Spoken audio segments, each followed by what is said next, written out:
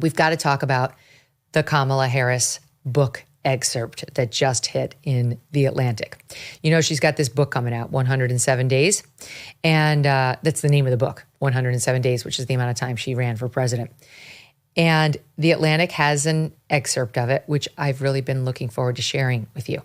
I'm of two minds because she sounds like such a whiny brat in this thing. Like, my God, could she find another thing to complain about?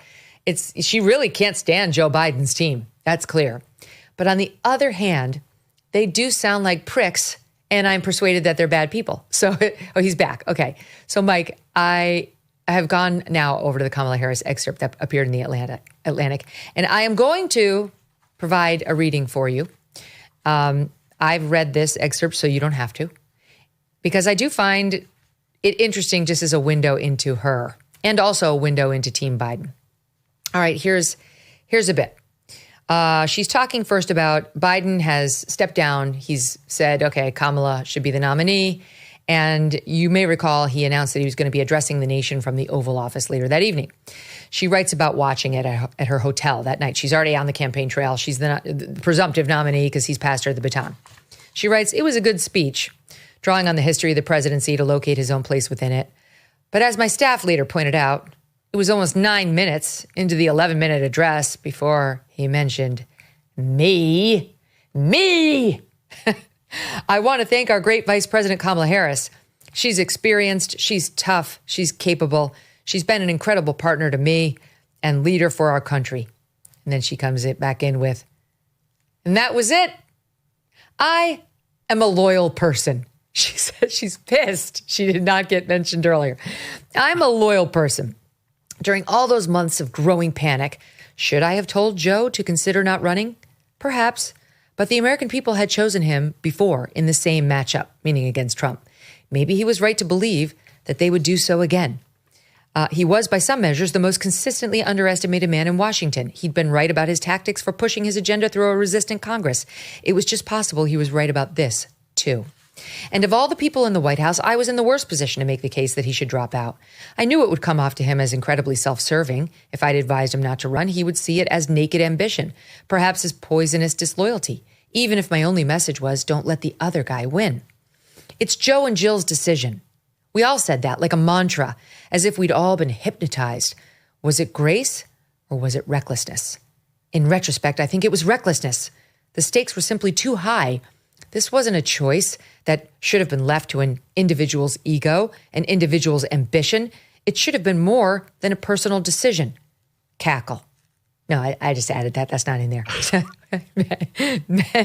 Many people want to spin up a narrative of some big conspiracy at the White House to hide Joe Biden's infirmity. Here's the truth as I lived it, my lived experience, as I lived it.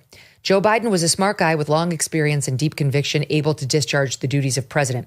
On his worst day, he was more deeply knowledgeable, more capable of exercising judgment, and far more compassionate than Donald Trump on his best. But at 81, Joe got tired. That's when his age showed in physical and verbal stumbles. I don't think it's any surprise that the debate debacle happened right after 2 back-to-back trips to Europe and a flight to the West Coast for a Hollywood fundraiser. I don't believe it was incapacity. If I believed that, I would have said so. As loyal as I am to President Biden, I'm more loyal to my country. By the way, 100%, this is all written by a ghostwriter. Zero chance. Kamala Harris has never been quite this articulate in her life. I was well aware of my delicate status. Lore has it that every outgoing chief of staff always tells the incoming president's chief of staff, rule number 1, watch the VP. This is her, like, I'm a threat. I'm tough. They had to watch me because I'd gone after him over busing in the 2019 primary debate. I came into the White House with what we lawyers call a rebuttable presumption. I had to prove my loyalty time and time again. When Fox News attacked me on everything from my laugh to my tone of voice to whom I dated in my 20s or claimed I was a DEI hire, the White House rarely pushed back with my actual resume. Like they should have been running out there, Mike, saying, she's a lawyer. She's smart. She's really smart. Trust her. She's smart. 2 terms elected DA, top cop in the second largest DOJ in the United States, meaning Attorney General of California, where it's just a political greasy pole if you're a Democrat. Senator representing 1 in 8 Americans, meaning, again, senator from the same state, California. Lorraine Voles, my chief of staff, constantly had to advocate for my role at events. She's not going to stand there like a potted plant.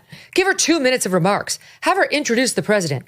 They had a huge comms team. They had Karine Jean-Pierre briefing in the press room every day. But getting anything positive said about my work or any defense against untrue attacks was almost impossible. They had better things to do, you nitwit.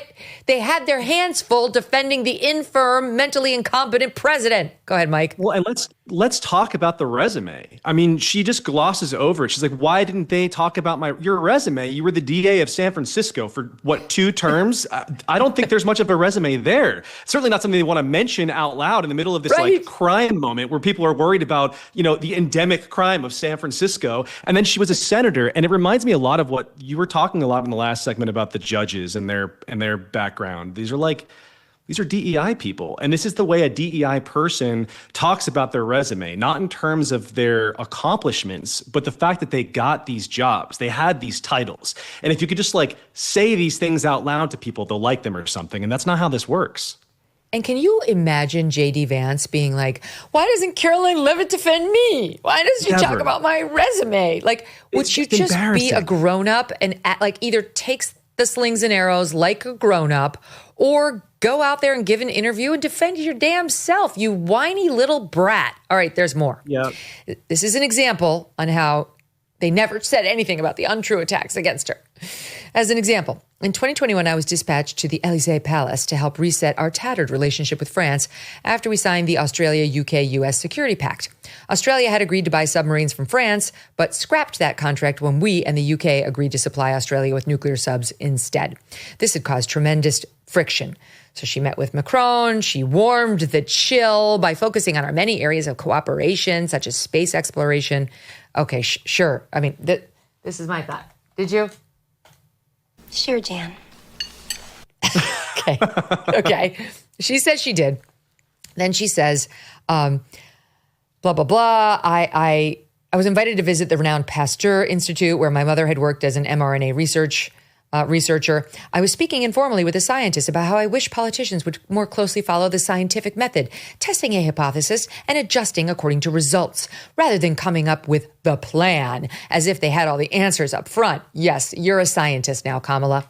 I said the plan with exaggerated emphasis and air quotes. Fox News, the New York Post, and Newsmax went wild, claiming I'd faked a French accent. That was total nonsense. But the White House seemed glad to let reporting about my gaffe overwhelm the significant thaw in foreign relations I had achieved.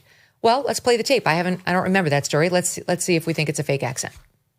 With us in government, we campaign with the plan. Uppercase P, the plan. And then the environment is such that we're expected to defend the plan. Even when the first time we roll it out, there may be some glitches and it's time to reevaluate and then do it again. I got to say, the first one did seem to be a de plan as opposed to the plan. I see why they went with it. Here's the thing. I think that she's a funny person, sort of accidentally, but if she just surrounded herself with people who would tease her a bit more, I think she would learn this about herself and she would lean into it. Like, she is Veep. This is who this person is. There she is, and she is this buffoonish, clownish character who should not be there. She even said, I remember during the election, it might have been, she talked about this dream of hers that she had, not of being president, but of opening a restaurant in Napa Valley that would just serve one dish a day. Yeah. And I remember thinking, I'll go to that restaurant. I think that you should do this. You should do other things. She seems like a fun person. I wish that she would maybe see in herself what I see in her. It's so true. She could be a fun restaurant owner. I would eat the dish. I just don't want her with the nuclear codes. That's all. That's fine. I certainly don't want her making any decisions about policing. Okay. Worse, I often learned that the president's staff was adding fuel to negative narratives that sprang up around me. One narrative that took a stubborn hold was that I had a chaotic office and unusually high staff turnover during my first year. Now, I'm just going to say it is shitty when you realize that people who are supposed to be on your team are leaking or pushing negative stories about you to the press. I didn't say anything whatsoever about NBC. I wouldn't do that. That's not something I would ever do. But I just know from random past experiences I choose not to name that when your own colleagues go out there and do that to you, it does make them shit people and makes you feel bad. So I have some empathy for her here. And I have no trouble believing that the Joe Biden team was shitty. She writes, this isn't nice because the White House is a revolving door of people. It's not really for everybody. So no wonder there was turnover. She says the first year in any White House sees staff churn. Working for the first woman vice president, my staff had the additional challenge of confronting gendered stereotypes, a constant battle that could prove exhausting, Mike. See, no matter how bad you think you had it or Joe Biden had it under the douchebags of the Obama presidency, she had it worse because, insert cue here, Black woman. Yeah, but then she also wants to not be known as the DEI hire, right? She's like, don't you dare talk about my identity, but my identity is core to everything that I experience. Okay. I've had so many more challenges. Poor me. And when the stories were unfair or inaccurate, the president's inner circle seemed fine with it.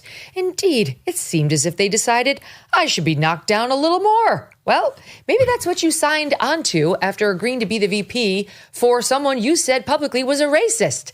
Maybe there were some scores to settle, right? I mean, like, it seemed worth it to you at the time. Yeah, that is funny.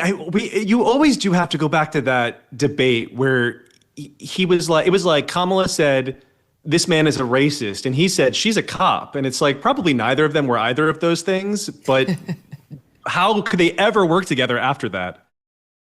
When inflation jumps, when you hear the national debt is over $37 trillion, do you ever think maybe now would be a good time to buy some gold? Well, you'd be right.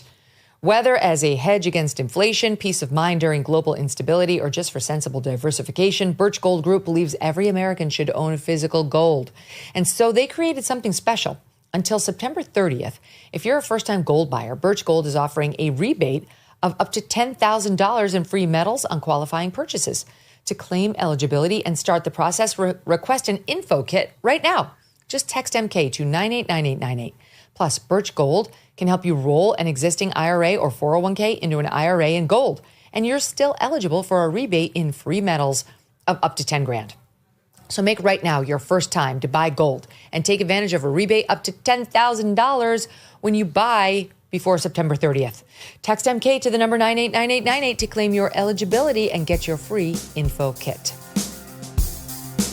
Thanks so much for watching. If you like what you just saw, hit the subscribe button for more clips and full episodes.